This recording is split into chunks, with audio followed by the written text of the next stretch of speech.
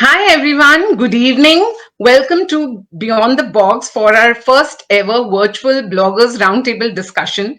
I'm super excited for this discussion, not just because we are having an event like this for the first time, but also because all the wonderful women who are part of the panel today are women I have looked up to in my own journey and learned a lot from. Before I actually introduce my fantastic panel to you, I want to take a couple of minutes to talk to you all about why, at the first place, did I kickstart this roundtable discussions with a session on blogging.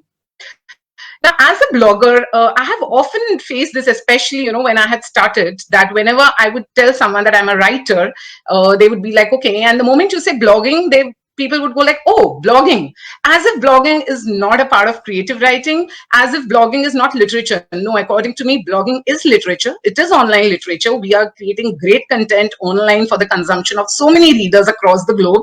So definitely it deserves its due. So this session is not just an attempt to help the new bloggers or the aspiring bloggers bring out the blogsmith in them, but also to place blogging under the umbrella of creative writing and give it its due, because I have learned so much as a blogger, and I think in fact blogging is what brought out the creative writer in me. So thank you so much everybody for joining for this discussion, and I just can't wait to introduce my fabulous panel with me here today. They are all among the leading bloggers of India who have carved a niche for themselves in their own sphere in the blogging space. So let me begin by introducing our first panelist today. Hi, Namrata. So, Namrata Sadhwani is an award-winning blogger, social media influencer, editor, workshop facilitator, and architect based in Hyderabad. She is mom to twin 7-year-old boys. A Jill of all trades is what she calls herself, and she indeed is. Currently, she works as the Hyderabad editor for Momspresso, India's largest parenting platform. She is also a volunteer at Safety, a women's rights organization for whom she conducts safe and unsafe touch workshops for kids of age 3 to 12 years. She has won a lot of accolades in the online and offline world for her articles on causes she is passionate about. Uh, she has been awarded Best Mom Blogger TAA Awards 2019 and Star Parenting Influencer of the Year DIA Stallion Awards 2020. She has also been featured on Official Humans of Hyderabad in January 2020 as one of the most powerful voices in the city, talking about the reality of motherhood and body shaming that her kids underwent. She was also one of the select invitees at the Born on Instagram event in Hyderabad, an event which was conducted by Instagram to bring together creators from different parts of the city. Now, there's so much more to Namrata, and the detailed profiles of all our guests today will be available on the event page. So you can go through that, and we'll also be sharing their social media handles so that you can follow them. So thank you so much, Namrata, for joining us today. The next Thank in you, my Anupama. panel is It's a great honor. Thank you. Thank you. So next I have with me Simran Oberoi Multani, who is the founder of Wonderful, a healthy baking social enterprise, and a Wonderful Warm Bakers community, which is a 32,000 members strong, globally recognized healthy baking community. It has been covered extensively in the Economic Times, Indian Express, Deccan Herald, Times of India, Deccan Chronicle, DNA, Your Story, She the People, News 9, TV9, India Today, and Rediff. OMBC was recognized for his work in the social impact space by Facebook and Sheryl Sandberg in Singapore as part of the first recognition event for FB communities. Simran is also a TEDx speaker and was invited by Big Basket, which is, of course, as we all know, the largest online grocery store, to start off their first ever live show series related to healthy eating using seasonal fruits. Her work has also been published in Good Times, the online portal of the lifestyle channel, Parentune, Vogue India, and she runs an award-winning healthy baking blog which has recipes that use alternative flours and natural sweeteners. She's also a She Rose champion and has been recognized by Lakme Salon and World of Moms as Best Indian Group Mommy Admin and one of the top 10 Indian mom bloggers to follow. Thank you so much for joining us today, Simran. It's lovely to have you. Thank you, Anupama. Happy to be here. Thank you. Yeah. Okay, now my next guest is Vaishali Sudan, who is the mother and founder of India's leading parenting blog, The Champa Tree Akka TCT, which was conceived in the month of May 2014, around the same time as her son's birth, which is very interesting. In the initial years, both the blog and her son required her utmost attention, of course, and now she's just watching them both grow tremendously. The Champa Tree is about motherhood, parenting, baby, and childcare. You can tickle your funny bone with some parenting humor or read emotional pieces, which most of us at some point would relate to. But above everything else, the Champa Tree is a safe place where all mothers and fathers can find answers to the questions they think are too silly to ask out loud. In case you don't find the answer to a question that has been bothering you, feel free to reach out to her, as the platform is a place free of all judgment, and we so need such platforms today. Thank you so much for joining us, Vaishali. Thanks, Anupama. Thanks for having me here. And now, last but definitely not the least, because she is the ma of all blogs, Prerna Sinha. Prerna Sinha is an award-winning blogger and founder of Ma of All Blogs and co-founder Inspire Awards. She's an influencer, travel enthusiast, certified Ashtanga yoga coach. Her blog has been rated top blogs over various sites like Social Samosa, India Top Blog, Influencer, Blogment, and she has also been awarded as one of the top digital power users in India. She speaks on various blogging and parenting forums as an expert. Her inspiration to start a blog and to share her experiences on the blog came when she had to quit her career midway to dwell on the role of motherhood. Inspire Awards was born out of a desire to give a platform for inspiring, celebrating, and recognizing the moms who had to give up their choice of careers after having kids and gathered the courage to embark on a new chosen path to achieve their dreams. And Prerna has won numerous awards, and I know she has been on travel shows as well. So, like I said, all the wonderful women with me here today are achievers, and they have so much to them. So please do check out their detailed profiles on the event page. And so awesome, ladies! Thank you so much for joining, and you all make a great frame here for me. Thank you for having us, Anupama. Yeah. So I want to begin by asking all four of you that what is that one moment in your journey as a blogger, or in this blogging space, not just your own blogging, maybe like say Vaishali has a platform. So in this whole journey, that one moment when you felt that I'm so glad I'm doing this. Now I'm sure sometimes there might have been like multiple moments as well, but maybe that one moment which comes to your mind instantly. Maybe we can start with you, Namrata. Oh, okay. Actually, it's quite funny that you asking me this first because a lot of my work initially revolved around writing about the realities of motherhood. Because in 2013, when my kids were born, when I wanted somebody to tell Right. me that whatever I was feeling was absolutely okay, and this feeling of like loneliness and this feeling of overwhelming the overwhelming Right. feeling that comes with being a mother, I didn't find any validation for it in India. So every time I needed some kind of help, or every time I needed some kind of validation, I always had to turn to Australian blogs and American blogs to sort of make myself feel better about the fact that it's okay to feel this way, and it's not a bed of roses, and motherhood is difficult, but it's also the most it's also the most precious thing that you have. So now I think it's come to a point where I am able to tell other new mothers through my Right. work, through my writing, that it's okay, it's okay to feel like this. The first 2 years and 3 years of your life, you'll really feel overwhelmed with everything. There, it'll look like यार मैंने अपनी जिंदगी को क्या कर लिया है बच्चे पैदा करके. It's okay to feel like that.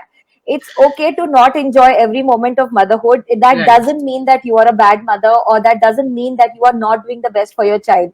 So now my validation comes from the fact that another mother, another new mother, when she reads my blogs that I wrote when my kids were little back in 2013, 2014, when she reads my blogs and she comes and says that that really helped me, and I felt like that you were talking to me and you were reaching out to me and you were helping me through your words. I think that for me is the biggest validation of how I changed my career to become a writer, even Right. after having a master's degree in architecture. So I think that's these moments come every day, and this validation is what is needed for me as a writer.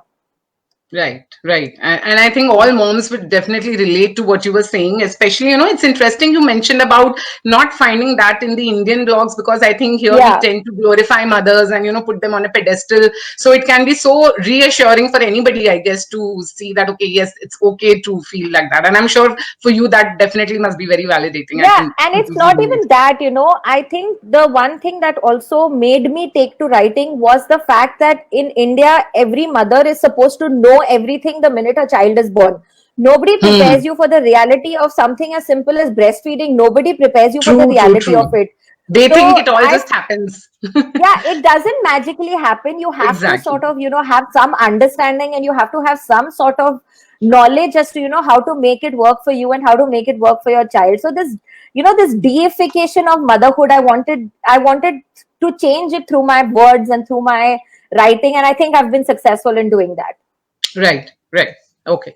I think Simran logged off. Maybe she has some network issue. Probably she'll be back. So, Prerna, what about you? That one moment when you really felt that I'm so glad I'm doing this. I think all of us go through a lot of. So for me, how I started was again very similar. I quit my job. I had another kid, and I had a lot of time on hand, and of course a lot of you needed to get those thoughts out. So think of it as journaling.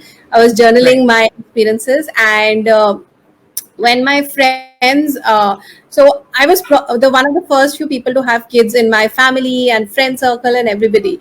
So when they obviously came back to me and they would ask me certain things about what to carry to the hospital, what did you feel, should I have a second child, so all these kind of questions were always posed to me all the time. So I was anyways writing the blog. So I would say, what? It's too much to explain. Let me write and give it to you. So I would just write and say, now this is a blog. Read at least and get some views. And what I realized was these blogs from my friend went to her friend to her friend. It started circulating in their offices.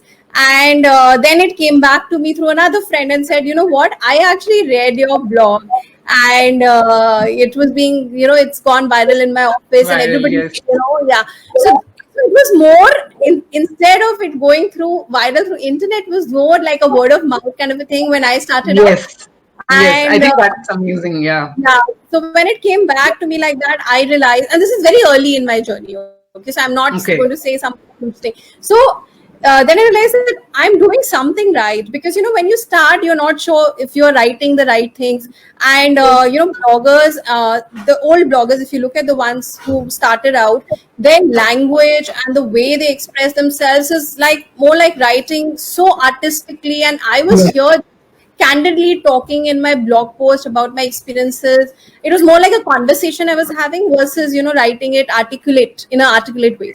You know, so I wasn't sure I was doing it right. In fact, I used to give it to my husband to read, and he would be like, "I don't know what you're doing." So so I was very unsure of my journey till all these kind of things started happening. And then Right. I remember I wrote a post. So when you write something which hits a chord with someone, and they and now Facebook has really the reach has gone down, but earlier I would get so many DMs from people, like even school teachers and principals used to write to me and say, you talked about this is what we really liked, and we want to take it up in our school. Or a mother would write to me and say, okay, so, and I was only into writing, I wasn't doing anything on ground, right? So I would write a thing, and probably that mother would read it, relate to it, she would write back to me, ki, okay fine, I'm going through this, now what do I do? And I would be like, I don't know, I'm writing my experience. But eventually, slowly, that's how I reached the whole idea over the years of doing Inspire Beyond Motherhood, where I wanted to do and create a platform for mothers. So when they reach out, or when they feel there's an issue, there is somebody to sort it out, and somebody to recognize their what do I say, their part in being something Right. bigger than what they think they are, because mothers, I think, are most underrated. And as you Yes. would, my Yes. journey also has gone through all this to finally reach where people recognize me, they know that she's doing this work. Now I get people from my husband's office coming, and they will come and say, your wife writes so well, she's doing it. That's how it comes back to me now. Amazing. Yeah. That's wonderful, and I'm sure that's like it happens even with me. Sometimes my husband is told by people to him that, oh yeah, we read Anupama's blog or she won something. So it's always great Anupama to is hear when it. winning every single day something. Oh God. Yes, yes, she is. She is. No, please. No. I think it's just the love from people. So yes, Vaishali, what about you? That moment which really makes you feel that you're glad into this. Like every day is like a beautiful day. It's because I think mothers, we feel like, we have mixed back feelings. It's like every day we wake up with something and we go to bed thinking of 100 other things. So I Right. couldn't think that there was a reason why my blog evolved, or there was a reason for the blog to. It's just that when I was in college, I used to write on new French, French new wave music or books and stuff. But at that point in time, I kind of did not even know how to sell it because I was never writing from that point of view. And when I started writing a parenting blog, even then, the whole point was not that, oh, I want to sell it. At the end of the day, all that we were doing, and I think all of us, what we were doing or we've been doing is Right. validation. Right. Have I been doing the right thing? In fact, I write Yes. a lot about this concept of, am I a bad mom or am I a selfish mom? And I feel that all of us are dealing with those feelings that, घर भी देखना है, बच्चे भी देखने हैं, homework भी करना है, job भी, everything. So the emotions are so strong, and I think each one of you right now is not here mentally and physically. We are here, but we're still thinking, abhi or aage next, what am I supposed to do?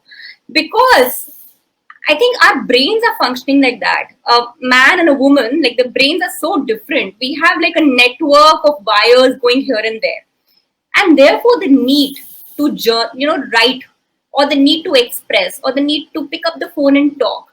And what better way than to just maintain a journal, which maybe 10 years from now, when I'm going to go and Right. revisit it, I'm going to see my journey. And even today, when I go back and see 2014 to what I am today, I think it's beautiful as a journey of a mom. In Yes. fact, I have dedicated this whole section called as Real Mums. It's like a tribute to moms who Yes.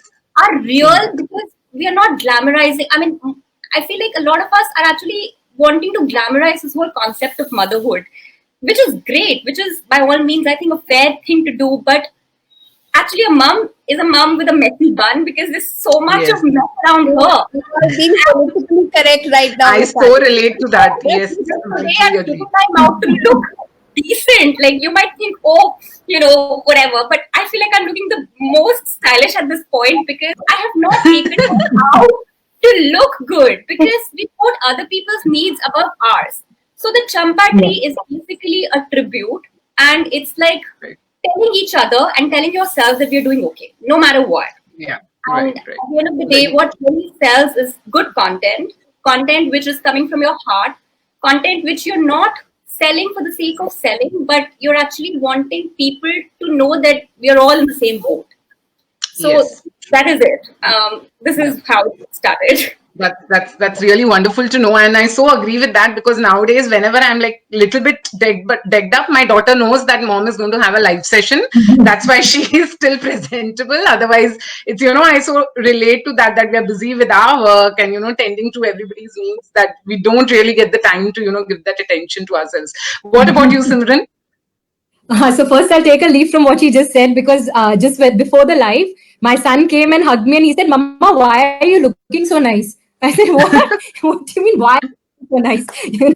So She's not he's used 7 to years it. old. So I burst his bubble and tell him anything else. I said, "Don't I always look nice?" So he was a little, wary. But then I told him, I said, "I have a session." So which is what I agree with her, that I think mums are usually, attuned to just not being looking the best for themselves or doing the best for True. themselves. In terms of my blog, I think my journey's been a little different, because I started blogging essentially before my kids were born. So my son was born in 2012. I started blogging in 2011, and but I blogged very intermittently. And the reason for blogging essentially was that I wanted to tell everybody that if I can do it, anybody can do it. Right. So I mean, I remember what Prerna was saying, that she's not, she doesn't really bake. But, which is what I'm trying to, share with my blog, and which is what the essence of the blog was, that I had never baked in my life before I started doing it in 2010, 2011. I did it only because, frankly, only because I was a volunteer with an NGO in Gurgaon. I was in Gurgaon that time, and I had to teach baking to those girls, and the onus of doing it the right way myself was what actually pushed me to do that. So, which is why I learned, and I wanted to document that if I didn't find it that difficult, all it takes is some level of resistance, and you'll get there. So it's just really, the whole blog started with that intent of telling people that, this is very simple. It's not something that is rocket science. Don't let people tell you that do this, that it is so scientific, it is so artistic, it is so confusing that people who have not got trained it can never do it. So that was the whole point of how the blog started. And eventually in the last and then of course it took a dip because I completely focused on Oh Wonderful, just to set it up as an to set it up as an enterprise. And then in the last 6 years, so 2014, 15 is when I picked up pace again with the blog. Because like I said, I think then I started documenting my experiences with, with life, with the kids, with Oh Wonderful, with the community work, with things that bothered me, and tried to link it to a healthy baking recipe. So now every blog post that I write has some personal experience, and then it links to a recipe. So that is how I have tried to continue maintain that continuity. And for me, I think the best part, I think the most fulfilling part is when people come back to me and say, wow, these recipes are really simple. We didn't think that it would be so simple to do it. True, So I think true. that is my big That is truly a huge win, and I think now I'm inspired to try baking because I'm someone who has always stayed away from that, but probably I feel that maybe I can do it too.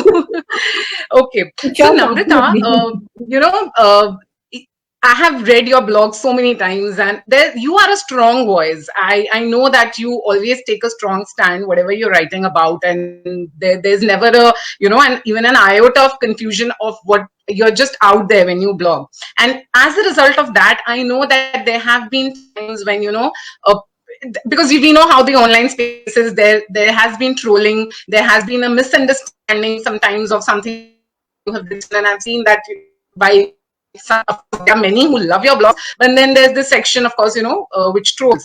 So when you are writing online, and when you're susceptible like to these online trolling, and when you know that yes, it's possible that someone might cross the line in criticizing, how does one find that strength and voice? Because I think a very important aspect of it is being very honest to what you're expressing.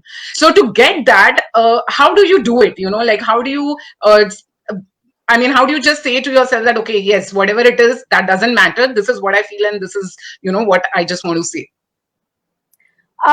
Yeah, so I think there's three aspects to this, right? So the first aspect is that always be very real when you blog, and make sure what you're writing about is what you actually feel and what you actually feel about any particular situation or any particular aspect or any particular personality. Because I have found and I have realized this the hard way, that whenever I am not being true to myself when I write, it always becomes a very bad situation where I'm not able to defend my writing. The minute I am real and I am very, very, I keep it real about my writing, and I keep it uh, to completely my opinion, that this is what I feel and this is what I strongly feel.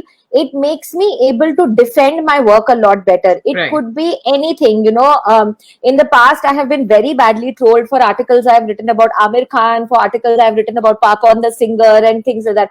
I have been really badly trolled, but what makes me feel better and what makes me respond to the trolls better is the simple fact that I know what I'm writing and this is what I truly believe. So this helps me defend my work and defend my words a lot better. So that's one aspect. Always be true to yourself and to your inner voice when you're writing.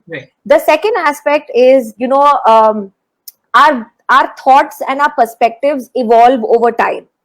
And I think it's okay to acknowledge that, because I was also this mother of, two boys who always longed for a girl.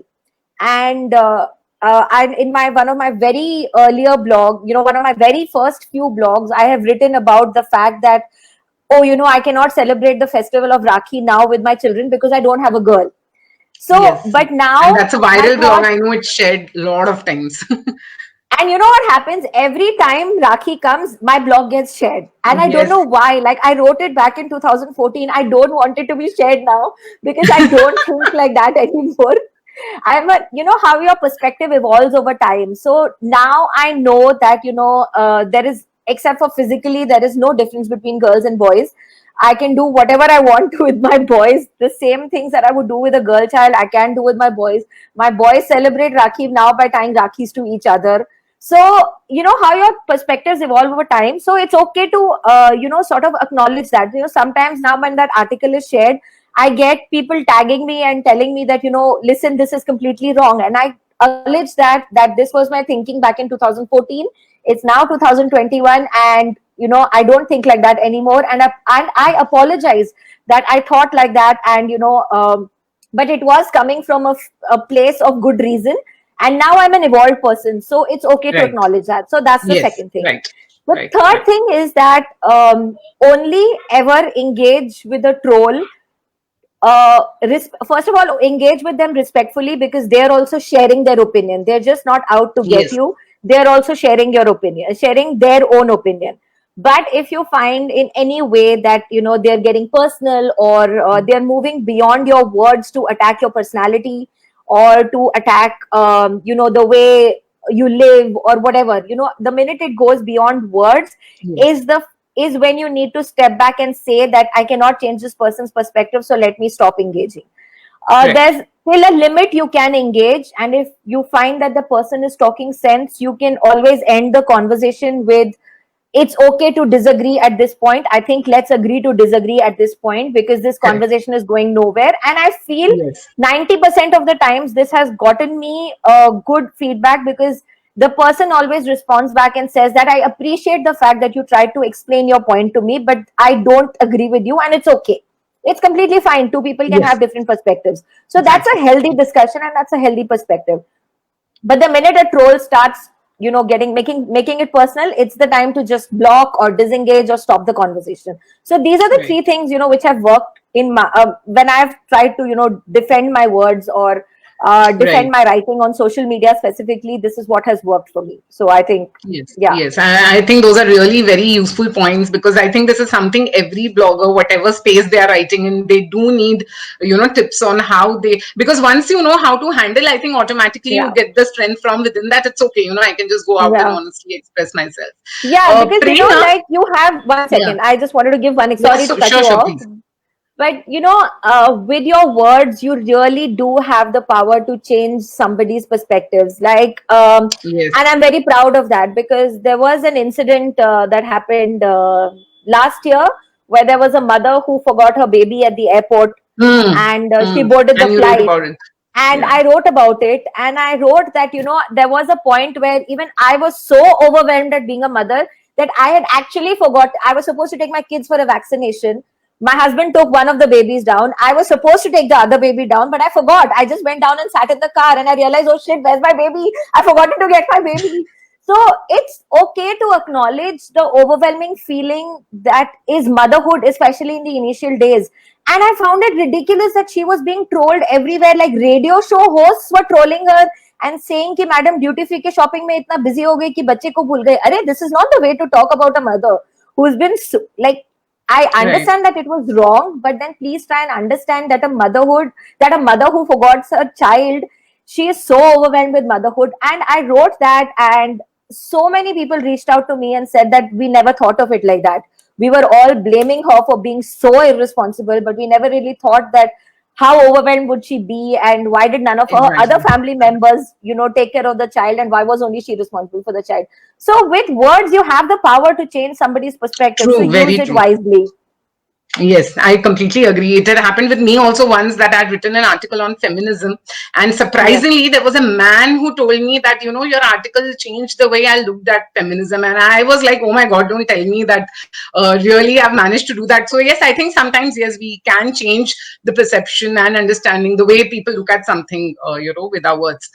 So Yeah. Prerna, recently you made a post, which I found very interesting, and it was around, the algorithm of Instagram. I remember reading that post about, how we as content creators, it is so difficult. See, there are so many platforms. The algorithms, I think, just keep changing. Even on Facebook, like because I know because even I run multiple platforms, and I know that at times there's something the moment we feel we've figured it out, and then it kind of changes. So according to me, not just creative writing but creative marketing is also an integral part of the blogging space. And because you have been into this for years now, you have so much of experience. What do you suggest that the newer, especially the newer bloggers or the aspiring bloggers, how they can go about understanding these algorithms and how they can really also make their content reach out? Because one thing is to write a good content, but then you also have to make it reach out to people. So what do you have to say on that?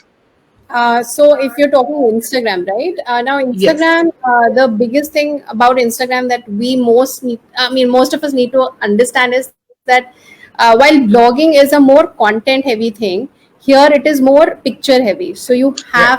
have to work on your pictures, and videos do better on Instagram. Now this I have Okay. experimented for many times, so I know that videos Okay. do better. That You that's have the, to, I think, important information, because even I yeah, wasn't yeah. really You aware of will that. have to mix content with Okay. videos and pictures, so that is there. And Instagram themselves says that you have to explore all their, what do I say? Like if you have to have something on the feed, on the story. Now there is Reel and IGTV, so you have to explore all their different perspectives and keep Okay. posting on each of them to actually grow. So one is of course this tip. Second is that it's going to be picture. If you don't put a picture that kind of attracts people, then you are definitely reducing your reach. I'm not saying that you will not Right. reach the right audience if you're not, because see, it's like first the picture or the video, then what's written. Okay, first you Yes. always get attracted to. Of course, there'll be people who don't work too much on pictures, but they work a lot on their content, and not everybody can, always get a good picture. So, but then you have your loyal followers who know that if I go to their profile, I get to read something worthy. So that is there. But if you want a larger audience or you want to grow, then you have to work on all these aspects. As Instagram says, charo uspe dalo, put on story, put on reel, you Right. decide what ratio works for you, what kind of a Okay. mix works for you. But you have to work on all the four. I'm not getting the right word for it, but all the four parts of Instagram. Yeah. And as I said, that first the Surface. visual is important. Yeah, you saying something, So Namita? visual is important, I guess. Yes, I Very think. I surface. think in fact, even on other platforms, not just Instagram. I mean, even on Facebook, I guess we've seen that trend that something catchy visually always is also higher up in the. Always, see, Anupama, whether it's YouTube, Facebook, whether it is Instagram, Right. everywhere, visual, I mean, visual is naturally to catch your attention. Yes. But in a Yes. blog, when I go, yes, I will look at the picture, but I look more for the content, right? If Yes. I go to Yes. YouTube, I want a tutorial and I'm ready to spend that 5 to 10 to 15 minutes there learning what I'm going there to learn. But when I come to Instagram, I don't have the time. I want to swipe. I want to go quickly. So if you catch Right. my attention within that few seconds, then great. Otherwise, I move on to the next Move story on or to the next. Yes, I think yeah. you've made a very valid point there about how different platforms have different requirements, like in the sense. And I think that is a very important aspect of blogging, for to understand how these different platforms work and what probably would be appropriate, for your kind of writing or like you said, And blogging. Anupama, I have like I study insights a lot. So I have studied my insights. My audience, there is overlap, definitely, but there's so much difference in the audience that comes to the blog, that comes to Instagram, that comes to Facebook, or that comes to Twitter. There's True. So, you have to realize that there are different people watching different things. So if you try Right. and one thing and post on all platforms, sometimes I mean, most of the times I also do that, because I'm just one person doing so much. But the point is that you have to take it as like a different audience, so they need a different kind of feed. Like Facebook may 2 to 5 minutes videos will work. YouTube may 3 to 10 minutes videos will work. Instagram may under 1 minute works, though now they have IGTV. So now Instagram is trying to be a mix of all. And blog, you have to work on what you're writing. And again, as Namrata is saying, that if you write on, and everywhere, I think if you write on the current topic, that really catches attention. So, instead of trying to only always putting your thoughts on what you want to say, catch a current topic wherever you are, whichever platform you are. Right. And obviously hashtags. I think hashtags is the other thing. Hashtags, yes. Yes, Viewers that's very important. and hashtags in social media. Yeah. Yeah, That. true. But Right. again, as we all know, algorithm keeps changing. I was a Facebook and Twitter queen, and then suddenly algorithms changed, and I was on Instagram, and now Yes. you have to be. Somebody said recently, when TikTok was banned, that your blog is really your space, because nobody can take it away from you. If you are Yes. not, if you're on self-hosted blog, not like a normal Google blog, like a Blogspot pe ho, to it won't work. But if you're on a self-hosted blog, it's a space that no one can take away from you. So that's really your space. Everywhere else, you should be ready ki one day you will not be there. You can be just pulled off. True. I think that's a very important point for everybody who's watching also, that, your blog is your space which no one can take away. It is what you own. So focus on that, because the platforms are, just a medium to reach out. So it's not that, okay, Instagram is my space, or say, it will all keep changing. So ultimately, I think, yes, do focus on your own blog and content. Vaishali, now you have a platform, okay, where not just you, but there are many other bloggers, who share their content. So can you talk a little bit about how did you think about having others also post on your blog? Firstly, that, and as somebody who owns that platform, is it that you look for particular kind of content? On what criteria do you decide that, okay, this must go out on my platform? And what, according to you, is like the USP of the Champa Tree? Because of course, nowadays we do have a lot of parenting platforms, so all of us need that one unique factor. So what, according to you, is the unique factor of the Champa Tree? So one thing that Anupama, I always try and maintain is that even though I'm the founder, I don't feel like I'm the only person who owns the blog. The blog is owned by 6 beautiful people, 7, 8, depends on whosoever decides to kind of onboard the journey of parenting.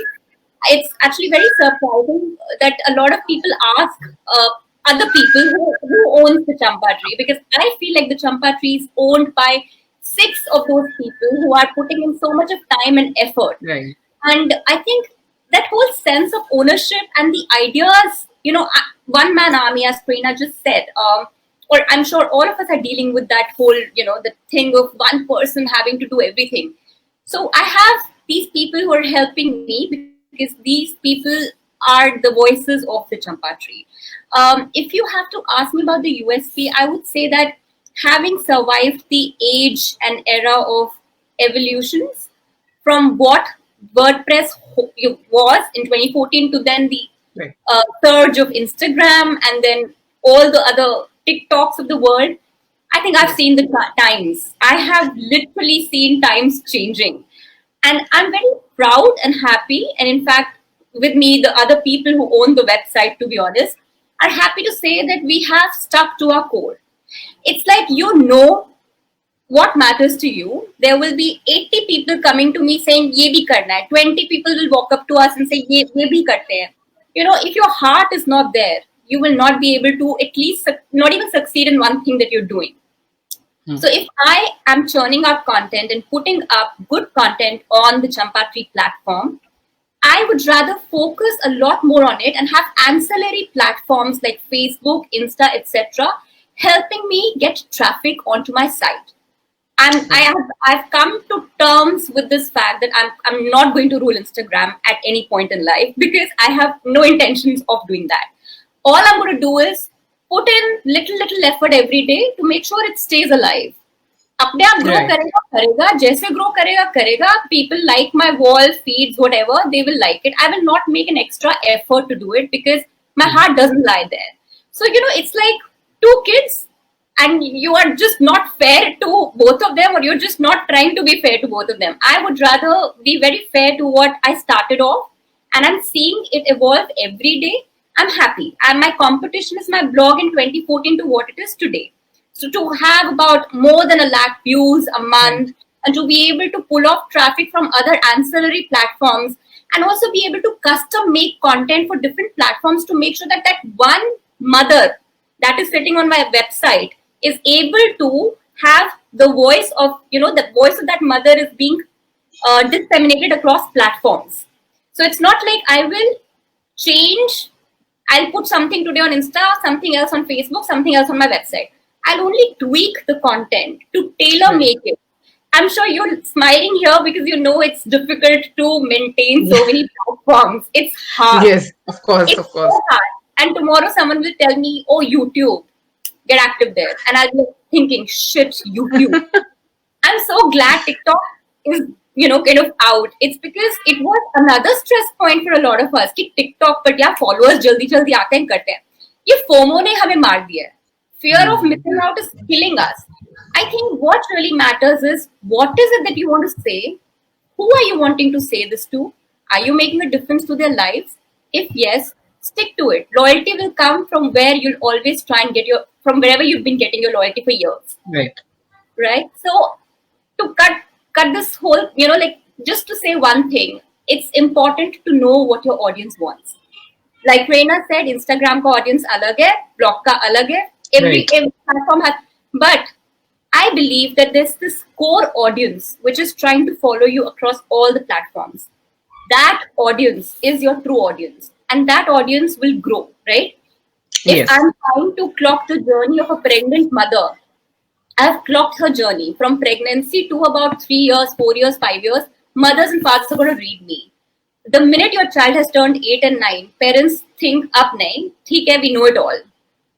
They don't usually go to websites to check on things or to get information and insights. I have lost them the minute the child has turned 8. But at least till about 8, I'll handhold and I'll try and curate and provide content which the co-founders or whatever, the people who form the essence of the Champa tree are telling me. Because they are your eyes and ears. They're going to tell you that, hey, Vaishali, write, you want to write on this. But I feel like, no, that's very opinionated piece. I think you should rather write on something else. So it's like respecting and understanding where they're coming from and curating content accordingly. Yep. I think you've made some really good points over there. And we are getting a lot of comments, by the way, on the live session, and everybody is just loving this discussion. And so just for the audience, in the last 5 minutes, I'll be taking up audience questions. So if you have any question, feel free to post in the comments, and we'll try our best to take up as many as we can. Now, Simran, you have focused so much on baking in your blogging journey, and as you also talked about how you associate like it with a personal experience, and that's how. But how did this love for healthy baking, vegan, baking come about in the first place, and what made you decide that okay, I want to write about it, because it is a very niche area, right? And so what really inspired you to start writing about it, and whether really you faced any challenge with respect to providing variety of content, when it comes to a topic like this? So, Anupama, I think that's where probably my journey will merge with all of the other moms here, who write so well. Essentially, I started healthy baking for my son. When my son turned 1.5 years old, I realized that, coming in the market is not what I want to feed him. So I was very, very clear that, people who are well-meaning, well-intentioned, trying to give the child snacks, which are, biscuits, cakes, I have nothing against them. It's just that I didn't feel that was right for my child. And I thought that, maybe this is the time for me, because I had already grasped the basics of learning, basics of baking, initially in the first 2-3 years. And this was in 2013, end of 2013, when I realized that, I want to do something more with it. So let me try and experiment with healthy baking and see, if my child is accepting it or not. So when I decided to do that, I went on the internet, because that was my, I felt that's my go-to. Let me try and look for information which will guide me on how I should do healthy baking. Right. So when I went there, I realized two things. One was that there was no content. There was absolutely no content that was related to healthy baking. And secondly, if you dig deeper, you realize that whatever content existed related to healthy baking was in the Western context. It was not in the context of India. It was not in the context of the ingredients we get here in India. It was not localized to my need. I realized that, what, if I have to, my first premise was that if it is local, it is healthy. Okay. Okay. So I will make sure that I use local ingredients which are available, which grow here, and understand how to, kind of create a cycle of consumption in my house for that. So the first thing, in fact, because I was staying in Bangalore, the first flour I was exposed to was ragi. I had never seen ragi for the first 30 odd years of my life. Okay, so that's where I started, realizing that we live in Karnataka. This is a flour that you get readily here because this grain grows here. Then I started reading. That's how I realized that, one, there is lack of awareness about healthy baking. So I need to, document this journey somewhere, because there will, at some point in time, whether it is now, whether it is after 10 years, there will be mums like me who will struggle, who will go and hit, healthy baking on Google, who will not find anything which is relevant for their children. And then they will struggle to find out where should I start. So that's what I wanted to do in terms of documentation. And like I said, the second thing was to make people aware of the fact that, one, healthy baking is not about just, sweet stuff. Okay. So there is something called savory. There are some alternatives that you can explore there. And it's not difficult. I mean, my first bake of healthy baking was just 3 ingredients. I put gur, I put whole wheat atta, and I put ghee, and I just baked it in cookies. And my son ate it. He was 2 years old. And that's when I realized that, we have to condition our children. Okay. We have to make them understand the flavors and these tastes at a very early in life, because at my age, maybe because I'm into healthy baking, so I'm more open to those flours. But otherwise, I wouldn't have been so open to so many different kinds of flours and sweeteners, right? And I realized that, the roadblocks that I hit, I didn't want other mums to, try and struggle in that, whole, digital clutter, and try and filter out some information, try and struggle to, do something, and at the end of it, and end up wasting stuff. Because I know how, disheartening it is when you mix everything and you have to bin it. Okay. The first thing is food wastage, right? And it breaks your heart that you've put in all that effort to make something for your child and it just has to be thrown. So that was the second, reason why I wanted to make sure that there's a documentation of what I'm doing.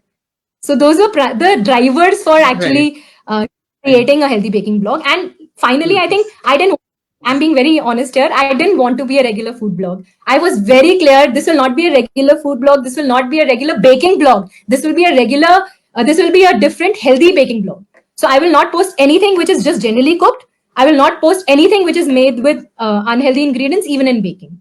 So it can't be generic. So that's the purpose. Yeah. Yeah, I think you've made a very good point there, because I guess all bloggers should have some kind of a USP, and there has to be some differentiating factors. So the very fact that you mentioned that you didn't want it to be generic, it is in fact, I think, something for us to think about in any sphere of writing. There has to be something, otherwise, because today I feel every second person I know is a blogger, which is of course wonderful that so many people are getting this opportunity to have their own writing space. But at the same time, for readers to read you, it becomes all the more essential to have that differentiating factor. Now, this question is for all 4 of you. So one of the prime reasons why I actually planned to start this roundtable series with blogging, as I mentioned at the beginning also, was the fact that I realized during my own journey as a blogger that somehow blogging is not given as much of a, due with respect to when it comes to writing. Like, you tell somebody I'm a writer, so they would imagine maybe books, or, and then the moment you say blogging, they're like, oh, blogger. So I'm like, what do you mean by, oh, blogger? I mean, that's writing too. And, and I feel blogging is online literature, and it's high time we give it the same due, it is literature. So what are your, so as creative writing, the creative writing aspect of blogging, what are your tips and suggestions for, like, say, suppose Prerna, you also write on maybe travel and, fitness, there's food and parenting. So in your spheres of writing, how do you think one can express creatively? Like, how can one can write creatively? What is your process? So there are two parts to this question. One is, what is your process? Secondly, the tips and suggestions you would like to give to somebody who is, say, just starting out, or has not been around for a long time. So maybe we can start with you, Namrata. Okay. So basically, like, you said that as of 2021, the space in blogging is very, very cluttered. And Yes. and I am saying that as a blogger myself, because I know that this is a reality. And everybody now wants to be a blogger because apparently people have this misconception that you make a lot of money while you blog. True, true. And instant So I fame, they think, think it is a good way to get yeah, instant fame. yeah. So, people think that, you can get instant fame and you can get instant money. And because what happens is, the people who started blogging in India, like, for example, say it Prerna, she was one of the first few Yes. bloggers who actually had a blog dedicated to motherhood. So I think, what people don't see right now is the struggle that the whole blog went through. Is the initial days when you would actually have to wait for people to, come find your blog, read your blog, and then share your blog, because people don't see that these days. They don't see the struggle. All they see is, there is this established personality who is a blogger. So, of course, let's all become bloggers. So, I think, and that happens, I mean, that happens with me as well, because a lot of people come and ask me that, acha, I want to start blogging, but you have to tell me how I can make money from blogging. So I have to, so what I tell anybody who asks me this question is, first of all, please understand why you want to get into blogging. Okay, Right. it's great that you want to make money, because that's not a bad aim at all. But you have to understand what direction you want your words to go in, what is the niche you want to concentrate on, and how is it that you plan to reach out to people, because ultimately it is people who are going to read your blog. So are you active on social media? Do you have a network of Yes. people with whom you can share your blogs, and they read your blogs, and then they share your blogs? And so how do you plan to do that? And most importantly, what do you want to write about? I think if these three questions are answered, every person will at least think twice before starting to write a blog. So that's your intention behind writing. Like, how do you plan to reach out to people, and what is the Yes. genre you want to concentrate on? Now, Right. when you start blogging, initially you have to concentrate on one particular genre. You cannot say ki I will write about travel also, and I will write about healthy cooking also, and I will write about motherhood also, and I will write about XYZ also. First, find your niche, and then you can expand and take your niche and how you adapt to other niches. I think that's very Yes. important. So I think as a mother blogger, that came to me very naturally, that I wanted to share my experiences in parenting. And now everything that I do is related to me as a parent. Even if I'm doing a book review, I put in a lot of thought into it is whether it is practical for a mom to take time out of a busy schedule to read that book. That is first and foremost in my mind. Because I'm a mother myself, I know how Yes. important that time that you give to a book is. So is it worth it? That's the most important thing when you do a big book review. Similarly, when you go to a restaurant or when you go to any particular place, I always look at it from my perspective as a parent or my perspective as a mother. So I have found my niche and I experiment now within that niche. And I think Right. it's very important for people to understand that. Yes. Second, it's also important for everybody to understand that it's not something that you get into for short term and then say ki immediately I start making money. That doesn't happen. It needs years and years and years of struggle. Like, I know I have been on Instagram for 4 years.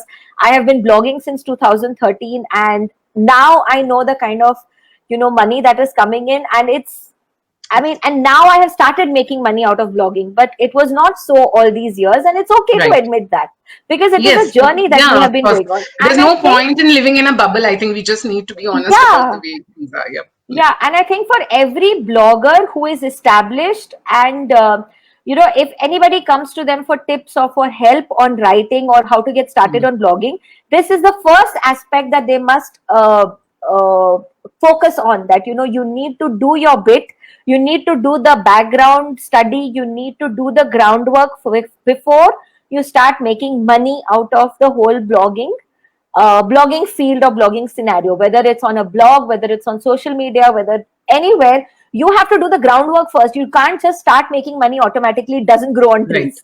Right. And the third thing is, like I would recommend for everybody, for every new blogger, is it's great if you have certain thoughts to express, but you must also know how to express them properly. Like if you're using English as a language to express your blogs, please get your basics of English right. Yes, like I think that's a you very cannot valid make point. Yep. because ultimately you are reaching out to people through that language is made for a reason, rules of grammar are made for a reason, so that your blog gets universal acceptance and people are able to understand and read your blogs and understand the emotion behind those words. You have to get those basics right. I mean, there is no point in putting 5 question marks when only 1 question mark will suffice. There is no point in putting 10 Five exclamation marks exclamation marks. when only 1 exclamation mark will suffice. And I have learned this the hard way, because I now look at my older blogs and I cringe, because what was I doing? I have capital letters in between, and I have bold in between, and I said, why am I screaming through my words? So now I know better. It's a whole Right. journey that has come to this point now where I'm able to give these tips. So please, if you want to write, it's great. You have to write, you have to express your thoughts, but make them legible enough for other people to understand. So, Yes. and I think I it depends. always write from the heart, from Yeah. the heart.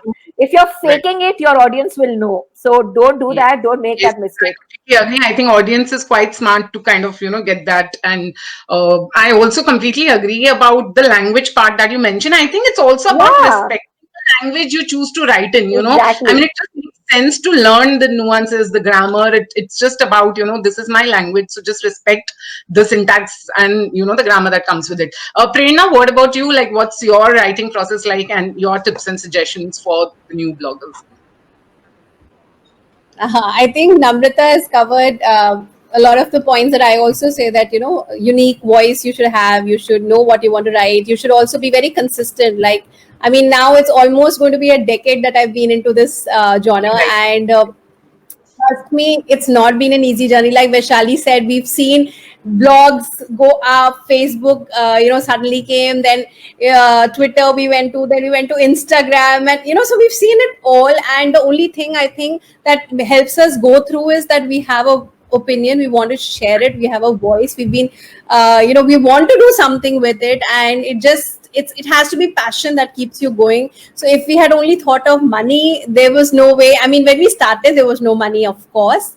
Now actually new bloggers are getting paid much earlier in their journey, so they should really be consider themselves lucky. But if you get paid, then please make sure what you're putting up is worth it, right? Just don't put things which are cringeworthy, or just because, and don't follow trends without relating to them. For example, if everybody is talking sustainable fashion, just don't start talking sustainable fashion and then Yes. go shop somewhere for like a bucket of stuff and then say I am a sustainable fashion blogger. So don't do stuff like that.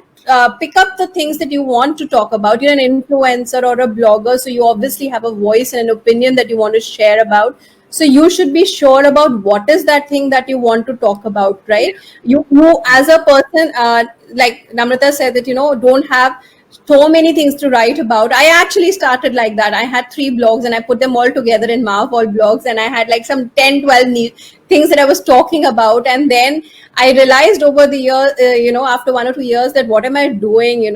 I have to have my niche. So that's how I realized that yes, I'm a mother. I want to stick to motherhood and fitness and travel, because I travel a lot. So it came when it happened, I used to write about it. So those became my niches. And the thing is, when you know what your niche is, and the content organically flows, right? And as she said, that if it's organic, it's something that is authentic to you. You don't have to, I would say you don't even have to work hard for it. It will come organically. For example, every day when I share my yoga, videos and all every day, it's organic because I'm doing practice every day, and like I'll just put the camera towards the end and just shoot that and just edit it and put it. So it's effortless for me because this is something that is happening every day in my life. If I am if I only concentrate on creating content, it becomes somewhere I will get tired out. So you do don't follow what everybody is doing, as she said. Follow what you think you can consistently put, is what I would Yes. say. But a good mix is always good, and Yeah. yes, very very authentic to your voice, because your audience, you have all kinds of audience who figure out kar lenge the moment you just generally start talking about everything. They will realize that you don't mean anything you are saying, and that's once you lose a good audience, then they're gone. So that's very Yes, important. yes, that's very true. That's very true because they have right now. I think people have so many options, anyways. Like there's so many blogs to follow. So I think that becomes an essential part of it. Vaishali, what about you? Like your writing process and what tips and suggestions you have for the bloggers? I think pretty much validating the points. I'll be very quick. If you feel English is not your language, go for a regional language. It's all okay. I think Hindi and Tamil and Marathi, these languages, why are you afraid? I mean, who is stopping you? If this is the language which you can express yourself so well, and then why not go for those languages? And you're gonna get takers, like you'll be surprised. That's one. Number two, more than people, Google is going to be confused. क्या कर रहे हो? आज parenting पे कल, like fashion week and तीसरे दिन something and something. No, it's not going to work. Google will ding you, and Google is also your audience, right? I mean, you're writing Yes. for a reason. Let's face it, we are putting in a hard work for a reason. It's not like लिख दिया, चलो देखी जाएगी जो होगा. We're putting in so much of our efforts, so it has to be rewarded in the right way. Do a bit of study, please. I mean, it's very important. Ek to you are your. I mean, I still see people who take pride in their blogging platform, and if they've not got that right, and they're expecting, some crazy amount of magic to happen, no, it's not acceptable. I mean, why are we doing this? My child would say, well, what are you doing, mama? All I'm saying is that get your basics right. That's very important. Yes. Google, read up, look at the keywords. You need to know what you're writing on. ठीक है, मेहनत करके piece तो लिख दिया, but अगर वो piece rank नहीं कर रहा है, तो what's the point? So just kind of do your thorough study, Yeah, right? yeah, of course. Yes. You're Yes. doing blogging, you're putting in your hard work into blogging. समझो blogging होती क्या है. If you don't know, then take a year. It took me 2 years. It took me years and years to understand what's the right way to do it. Short form content, long form content, कौन सा content social media पे work करेगा, कौन सा content SEO पे work. Try to figure this out yourself. Take a couple of classes if need be, but practically adapt to the styles, the nuances. Talk to people, talk to those who have been doing this for years. Yes. You might have I think learned you made some wonderful points there. Yeah. Yeah. So these Agree are completely. the points, and I think your tribe, your loyalists will like it. Just try and do things for them and think, what is it that you've written that would you read it? How many times do we read our own content? आज publish करके रात को पढ़ के you will realize 10 mistakes हैं यार उसमें, and that when you put in your effort. So read like your mother is reading the blog. So many times my mother sends me screenshots saying, ये क्या किया है? What have you done? I mean, do you think I had any interest after 2 paras? You lost me. So these are the things that you have to do. And even if I have Namrata or Prerna or Simran or Anupama, I'll share my links and say, would you read this after a year? Do you think it makes sense? So these are the things that kind of help, and I think we need to support each other as much as possible. Itna competition ho gaya, itna clutter ho gaya, we are all getting into this rat race. Where will we reach? To what point are we going to reach? As Prerna mentioned, that like brands ke piche bhag rahe, brands hamare piche bhag rahe. I think what will matter is if you've not tried and tested the brand on yourself and you're writing about it. I mean, who are you fooling, right? So just keep your basics right, be honest to what you're doing, and don't let the whole idea of wanting to be popular overwhelm you. That's it. Yeah, the I excellent tips there. Yeah, I just want to say that they also don't be in a rush to grow very fast. I think that is yeah, that's a very important point, I think. people are Yeah. doing, that they want to grow very fast. Yeah, you are seeing us. Namrata has been, as she said, on Instagram for 4 years. I've been there for 6 years. Only the last 3-4 years, I actually started putting effort because I was more on Facebook and blogging. So don't be in a rush. Like, we've taken years to reach where we are. Yeah, patience is key, I guess, which is something which all the new and aspiring bloggers, please understand that patience is key. So spend that kind of effort to understand, learn, and, then put your content out there. Simran, would you like to add to that about your process? And, I'm sure we have had great tips here, but yeah, what would you like to say? Yeah. No, I think pretty much what Vaishali, Prerna, and Namrata have already shared. Just a couple of things. I think in the same vein that for me, and frankly, honestly, while I spend a lot of time writing my blog, I've hardly ever checked the metrics. Okay, and I am not saying it's right or wrong. I'm just saying that's just me. So for me, I mean, every person who follows me on the blog, essentially, the way I see it is that that person is not a follower, is a fellow believer. That person believes in healthy baking as much as I do. Very well said. So that's the reason that person is following my blog. Okay, so I don't want to have followers. I want to have people who are fellow believers, in the whole process. Excellent That's point. one. So Yep. frankly, like I said, for me, it's never worked for me to metrics, look at followers. It's never worked for me.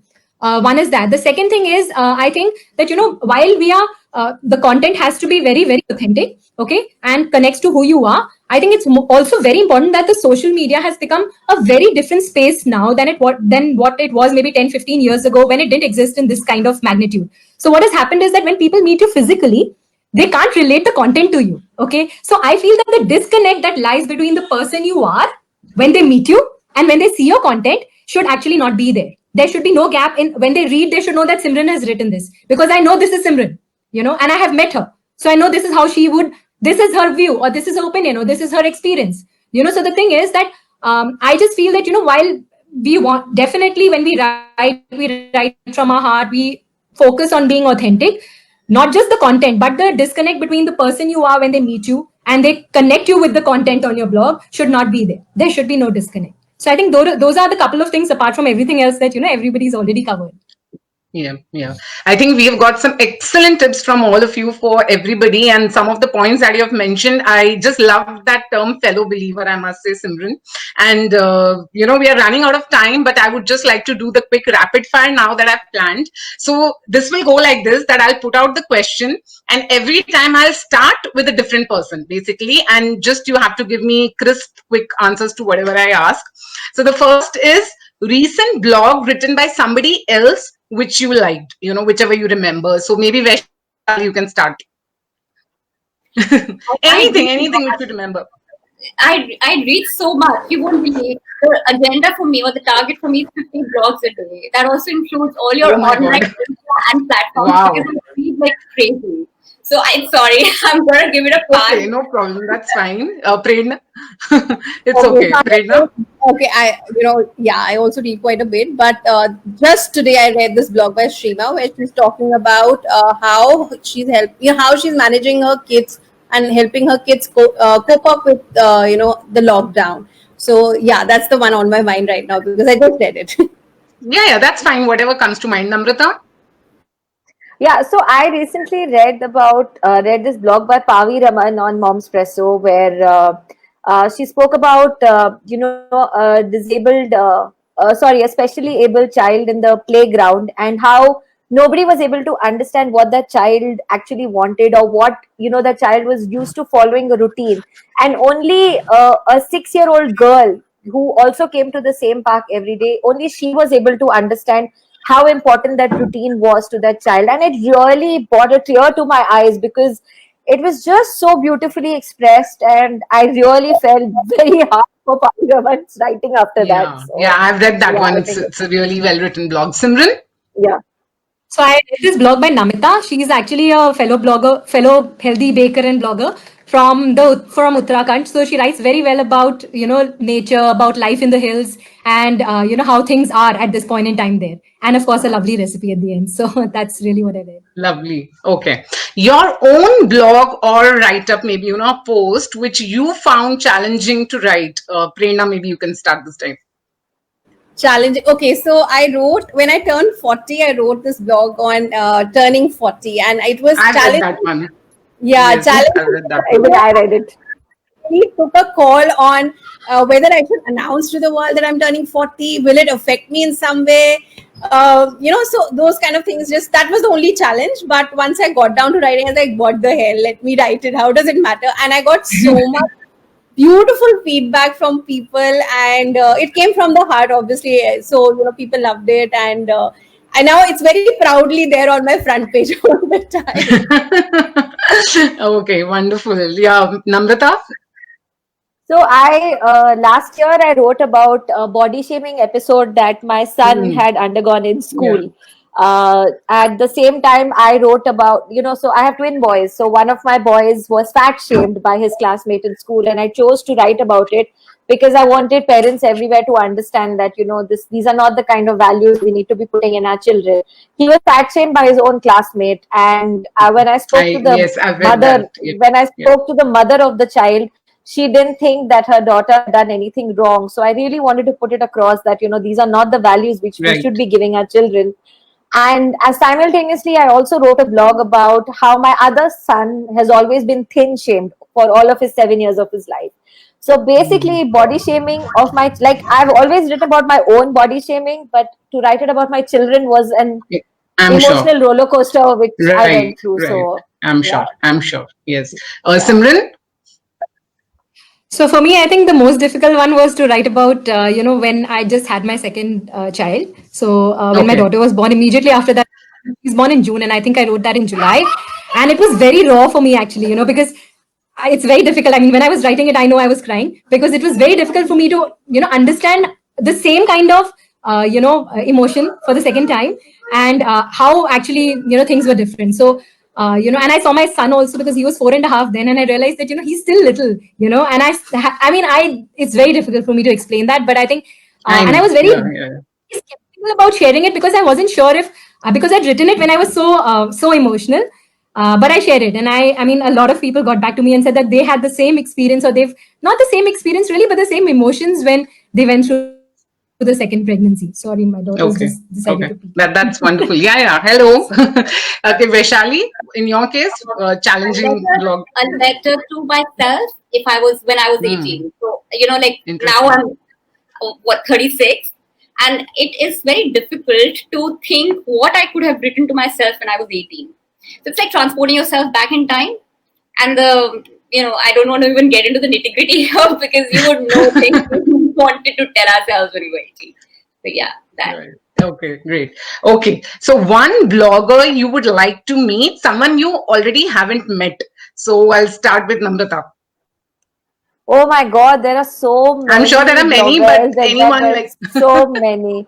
I think top of my mind, because I've come to know and love their work on Instagram. I think, so there's 4 names I want to say, or because I've come to love their work. So it's Shubhpreet, Raising Karma, and it's Yuvika, Richa. Yes. Richa, I've already met, but I've not had like a proper conversation with her. So, so like we've met at 2 events. I've not had a proper chance to have a conversation with her. And also Jasmeet from Mommy Voyage. So I really want to meet all these women because their writing is so wonderful. And I must tell you, for the longest time, I wanted to meet Prerna because she was actually a huge inspiration. And I used to tell you guys about it, and I finally met her last year, and it was amazing. So, yeah. Yes. Even I remember the first time I spoke to somebody about Prerna was with Namrata only, and she was like, she's so amazing, and I was like, yes, even I follow her work. Great. Simran, what about you? So for me, actually, honestly, I have met a few of the healthy baking space bloggers in the past, but who I really wanted to meet. So I met a few of them last year, but I think, honestly, and I'm not saying this for any other reason, but I'd like to meet all of you because I don't think I've met any of you. And I think, and I think I've read, frankly, I think I don't do a lot of reading beyond healthy baking. I think I need to rectify that, but I don't do a lot of reading beyond healthy baking on blogs especially. So, but I did change that when you announced this session, and I read everybody's blogs. So I think it's very interesting for me to see that we've all somewhere we've had some common experiences and some very different experiences. So it's very nice to be able to meet. I think that Great, probably great. whenever that happens. Yeah, of course. I hope How so. sweet. Next time this can be a real round table and not a virtual one. Vaishali, what about you? Absolutely. I'd love to meet all of you um, when the times are good. But Yes, of course. there's one person I would really, really want to meet, and she inspires me. Her name is Celeste, and she lives in the US. And the reason why she is so fascinating is because she actually writes about how she's been alcohol free for the past 2 years. She has been struggling with that, and that's the load of motherhood, and not just motherhood but her own reasons to and the way she's beautifully been journaling, and she's talking about how she's managed to deal with the struggles, which are not just to deal with saying no to alcohol, but also Right. a lot of other things that are like attached to this whole load of motherhood that some people are not able to cope with. I feel like I'd love to meet her, and I'd love to understand Awesome. more than I can possibly fathom. Okay, great. Prerna? Oh, I have a list. Okay. I love Christina Kuzmov. Okay. You Oh, have watched her videos. So yes, she's definitely there. The one who, talks about motherhood with a glass of wine or like a 40. Yeah, I know, I know. Yeah, I love her. Yes. Bombs. Truth Bombs by Mom or something, her thing is Ah, called. I love her. that's yes, Yeah. another, yeah, Then great. I have Bloggy Lattes. She's basically into fitness, so I've been following her for quite a bit. So I follow very few people. So for me, these people are outstanding. And Kino, yes, Kino, because she's a yoga practitioner, and she's like pretty much teaching the entire world, and I love how she's teaching yoga. So Kino, so probably you won't know because these are from fitness sphere. Yes, Some yes. Indian, oh, and there's Leather and Lace, who I recently started following. Again, she's in the US.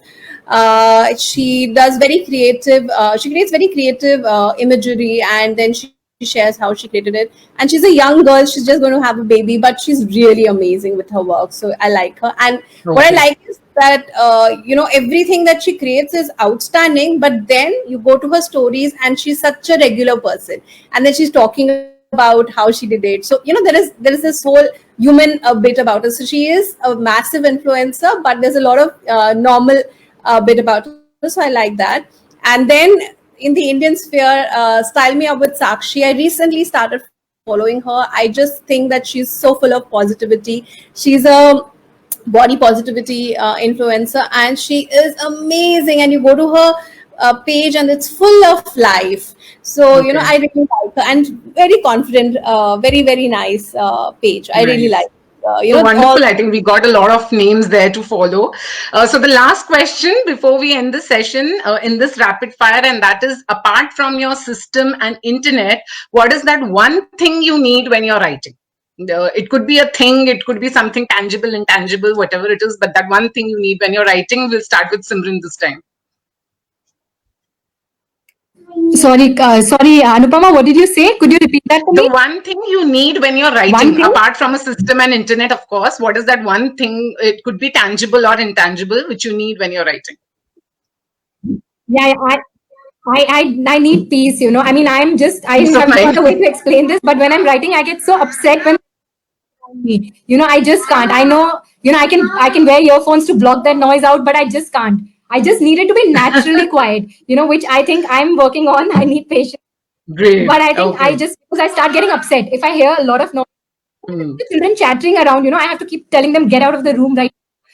So I think maybe I don't know if that's unique to me, but I really maybe need to work Okay. on that. No. I'm sure it's not unique to you. All of us need that space of, that space and peace. Vaishali, what about you? On the contrary, I like chaos. If there's no chaos, Okay. I'm not inspired, and like your mind is running all the time, and it's kind of the stillness of the night with that chaos in your head that works for me. That's interesting. That's, That's that's interesting. very Wow. poetic. Yeah, actually. But I think I relate to some extent. Yeah, it happens with me at times that, I need my daughter around to be creating certain kind of, like when she's not around, sometimes I do write in that peace of mind, but then sometimes I need that kind of chaos, like you said. So I guess, yeah, it depends on our frame of mind. What about you, Prerna? I think for me it's a process, right? For me to write, and if you would have visited my blog recently, I've written very Yes. little since the lockdown has happened, because I need to be in a particular mood. Okay, and that mood is, I don't know what gets me into that mood, so it has to come through, and I will get in that. So for me to sit down and write, I need a 2-3 hours timeline, and then I can write quickly. But that mood has to come on it, That or an has to come. impulse, Yep. right? Or Yep. something that was, for example, I will write, like when I recently wrote about that whole Glow and Lovely thing. Now that was a Yes. topic Yes. that it just took me like half an hour to write that out, because it was so fresh in my mind. It just hit me like I have to write about it, like that. It just hits me and then I write. Okay, and this is very different from what I was doing before lockdown. I had a full content calendar. ये week में ये जाएगा, वो week में वो जाएगा करके. That's how it worked for years now. But I think the lockdown has changed me. I think it's made me more an impulsive content creator than actually a planned content creator. But okay, content Right. is coming, so it's okay. Right. Wonderful. Namrata? I need time to write. Okay. I mean, I think it's like the most basic thing, because at any given point of time, I have 25 ideas running in my head and I want to write about all of them.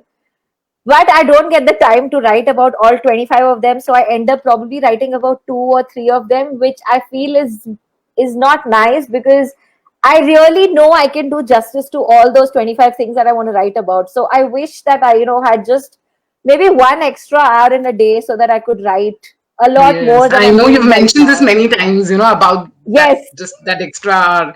Yes, true. Yeah. So Yeah. yeah. So I think that's fine. Yeah. So I think so because we are running short of time, we're already so I won't be able to take all the audience questions, but this one came up more than once. So I thought let me just end with this, and then of course you all can respond to the comments which have come for you. There have been some individual comments as well with people appreciating the work you're doing. So you can do that later on. So this is a question about hosting. Like what platform is good, and there's of course this option of self-hosting versus going forward. So I think maybe any one of you can take this who have your blog, probably Prerna, because Prerna, Vaishali, or even I think Simran, you have your own blog. So like if you can talk about especially when you're starting, what do you suggest? Okay, I'll go. Yeah, So sure. when you start out and you're not, see, I would suggest don't invest just the first year, maybe, or first few Okay. months. You're very sure. See, if you're getting into it for personal, as like it's going to be a personal blog, I would say is go with a free blogging platform till you are sure. After, give it 3 months and see that you want to really continue this and this is what you want to do. Then please go ahead and get yourself a self-hosted website. So wordpress.org, I find that's the best. Okay, my blog is on that, and the advantage of a self-hosted website is that it is your IP, it's your property. Nobody can take it away from you. Tomorrow you want to sell it, you can sell it, but nobody can shut it, right? So like Yes. if you're on a free platform, tomorrow Google might just penalize you and remove you for, I don't know, you won't even get to know why it has happened. And I've seen this happening with a lot of people. So this is what I would say. And yeah, so that's pretty much it. That only but do invest, because it's an investment. So invest only when you're sure. If you're a business, then go ahead straight away. Yeah, of course. Yes. Yeah. Right. Okay, so thank you so much, ladies. It was absolutely awesome chatting with the 4 of you, and we have got great insights. I think this session can actually go on and on, because blogging really has so many We can threads to never talk stop. about, and we are getting great comments. So please do, whenever like get a chance, you can respond to the comments. And thank you so much once again, and I hope you had a good time. So bye, and thank you all the viewers who joined for this session on Beyond the Box. So you can follow our page if you're not following already for lots more of such informative sessions on writing. So bye. Thanks, Thank you, Anupama. Anupama. Wish you all the very best with Beyond the Box. Thank you. Thank you so much. Thank you. Thank you. Bye. Take care. Lovely being with you all. Lovely. Lovely, Yeah. guys. Yes, absolutely. Bye. Bye.